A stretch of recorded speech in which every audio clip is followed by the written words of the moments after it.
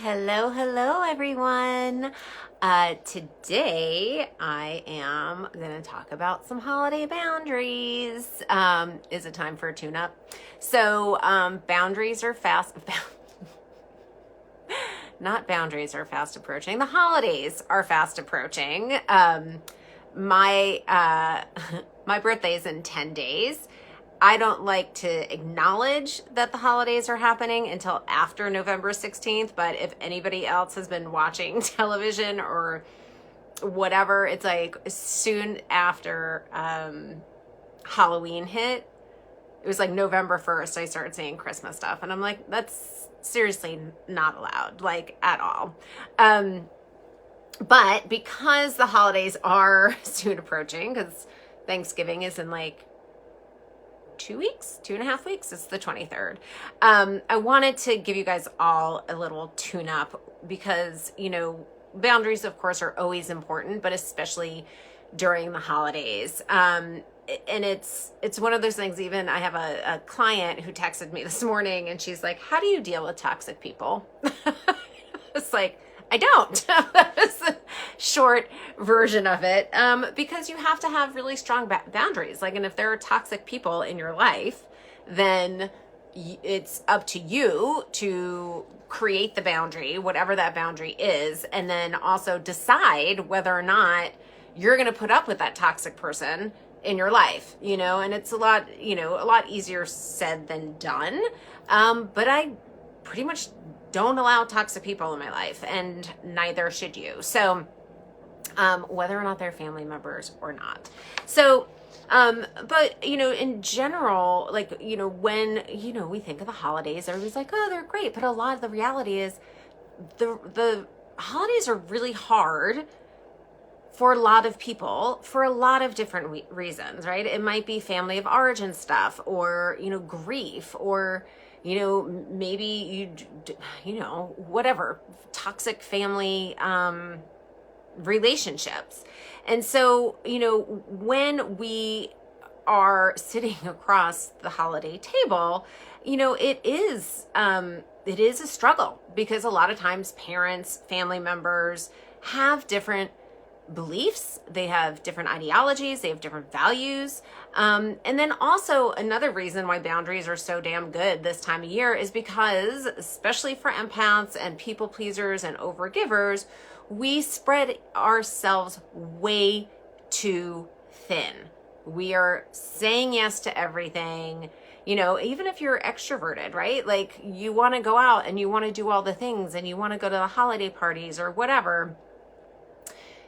But what happens is when we say yes to everything, even if it's well-intentioned, it leaves ourselves exhausted and depleted and, quite honestly, probably a little resentful, right? And so, in general, families come together out of love, but it's still, not that easy. So, and this is where boundaries come in, right? And so I always say the boundaries are often flung around, and a lot of times, people aren't truly clear about what a boundary actually is. And essentially, it's like what you're going to put up with and what you're not going to put up with, essentially, right? Like you're basically telling the other person, whoever that other person is, how to treat you and what's okay and what's not okay. Just like my client this morning who texted me and said, how do you deal with toxic people? I don't. I have a very clear boundary when it comes to toxic people. I also have like Teflon energetic field to say, stay the fuck out. So essentially it is really how you are telling somebody how to treat you or how not to treat you, okay? So ask yourself as we move into the holiday season, are you easily suggestible, right? Do you know what you believe? Whatever that is, what are your beliefs? What are your values? What is important to you, okay? Check in with your body. Your body is constantly giving you messages on when a boundary is crossed. And also, not only I just want to kind of get out of the victim consciousness a little bit. Not everything is happening to you. So how are you also potentially crossing somebody else's boundary. Okay, so like we may all have the same belief systems or similar belief systems.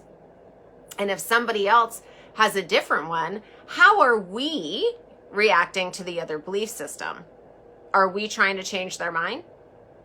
So it comes two ways. Everything in this universe is holographic, right? And so like, how are you getting triggered? How are you triggering somebody else? Okay.